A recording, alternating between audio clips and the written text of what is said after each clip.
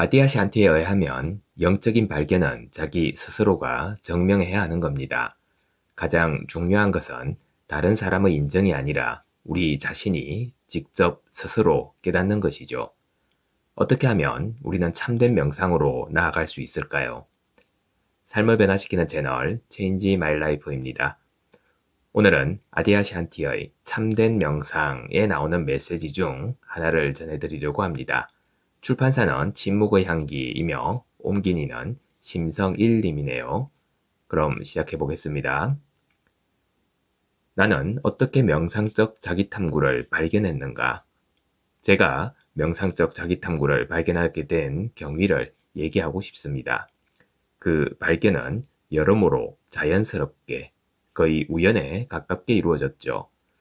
명상적 자기탐구를 제게 직접 가르쳐준 사람은 아무도 없었고 어떻게 해보라고 권유한 사람도 없었습니다. 여러 해 동안 영적 수행과 명상을 하다 보니 자연스럽게 발견하게 된 것이죠. 어느 날 문득 저는 제 자신에게 질문들이 있다는 사실을 깨달았습니다. 많은 사람들도 그들의 수행에 대해, 영성에 대해, 삶에 대해 가지고 있을 그런 질문들을 말이죠. 저희 질문들은 상당히 기본적인 것들이었습니다. 예를 들면 내 맡김이란 무엇인가? 그동안 내 맡김에 대해 많이 들어봤지만 저는 생각해 보았죠. 내 맡김이란 정말 무엇인가? 그리고 명상이란 무엇인가? 그것은 정말 무엇인가? 저는 오랫동안 명상을 해왔지만 그것은 정말로 무엇이란 말인가? 이런 일련의 질문들은 저로 하여금 결국 나는 정말로 누구인가? 라고 묻게 하였습니다.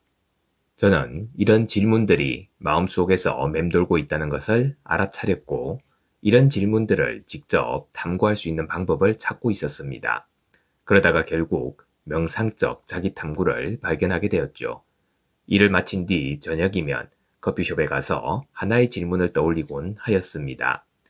그리고 손에 펜을 쥐고서 마치 다른 사람에게 말하는 것처럼 그 질문에 대한 대답을 종이에 쓰기 시작하였죠.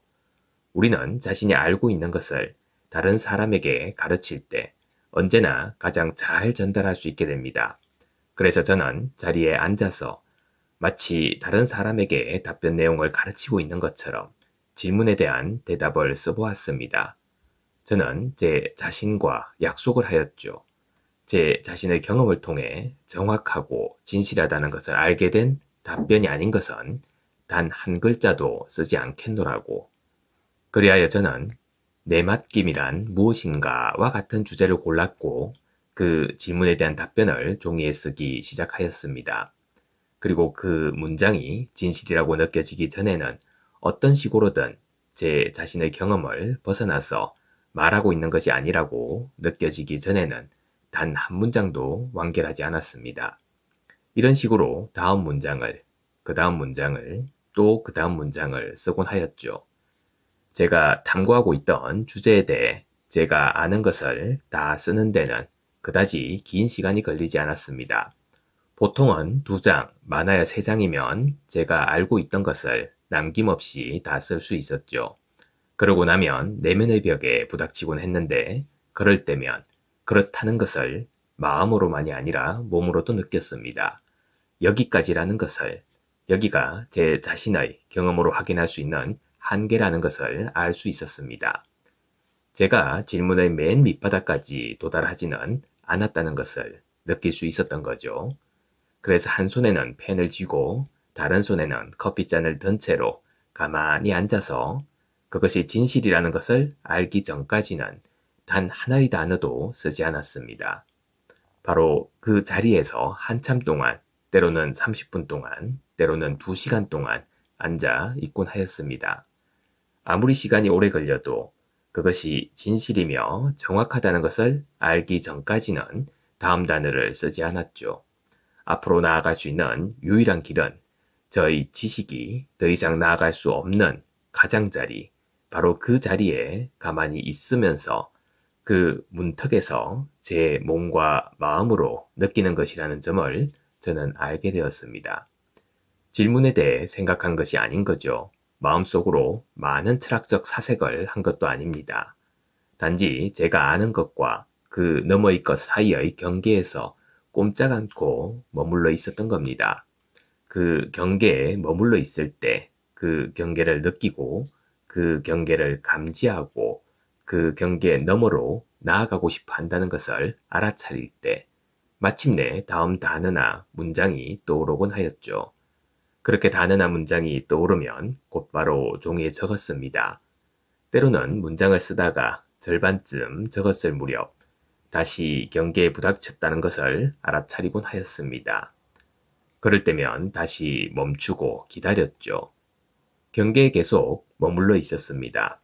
마침내 저는 이 불가사의한 한계, 제 지식의 가장자리에서 가로막고 있던 이 불가사의한 벽을 돌파할 수 있었고 그 너머로 나아갈 수 있었습니다. 제가 통과해서 앞으로 나아갔다는 것을 알게 된 까닭은 갑자기 모든 것이 다시 흐르기 시작했기 때문이죠. 저는 알면서도 아는 줄 모르고 있던 사실들을 쓰기 시작하였습니다. 문득 이러한 깊은 지혜가 드러날 때면 저는 종이에 써내려갔고 마침내 어떤 결론에 도달하곤 하였죠. 그러한 글들은 그리 길지 않았습니다.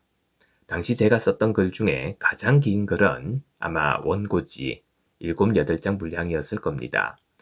그러니 그것들은 긴 논술이 아니었죠. 저는 제가 아는 것을 가장 짧고 가장 간결하게 표현하려고 하였습니다. 글쓰기를 모두 마쳤을 때 제가 무엇보다 먼저 알아차린 점은 질문이 사라져 버렸다는 것이었습니다. 또 하나 알아차린 점은 모든 질문에 대한 답은 결국 동일한 답이라는 사실이었죠. 그것은 우리가 저마다 스스로 도달해야 하는 답이며 스스로 자기 탐구 과정을 통해 발견해야 하는 답입니다. 그 답은 단순히 나다입니다. 내 맡김이란 무엇인가? 내가 내 맡김이다. 내 맡김은 내가 하는 어떤 것이 아니며 내가 하는 행동이 아니었습니다. 내 맡김은 나 자신의 가장 진실한 존재의 한 표현인 것이죠. 어떤 질문이든 간에 그 질문의 종착점에서 저는 그것을 발견했으며 똑같은 자리에 마음속의 답이 아니라 그 모든 것이 나다로 끝난다는 생생한 느낌에 도달하였습니다. 모든 것이 똑같은 자리에서 끝난다는 것은 저절로 드러난 계시였으며 지적으로는 설명할 수 없는 것이었죠. 그렇게 해서 저는 이러한 형태의 탐구에 도달하게 되었습니다. 일단 글쓰기를 통해 탐구하는 법을 알게 되자 이후로는 글을 쓰지 않고도 같은 방식의 탐구를 할 수 있게 되었습니다. 글로 쓰는 것은 나름의 실용적인 가치가 있죠. 당신이 무엇을 아는지를 글이 보여주기 때문입니다. 마음속으로 계속 생각할 필요가 없는 겁니다.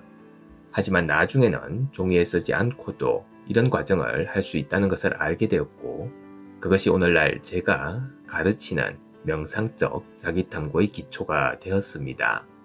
사실은 요즘도 가끔 사람들에게 그러고 싶은 마음이 들면 글을 쓰면서 이 탐구를 해보라고 권유하곤 합니다.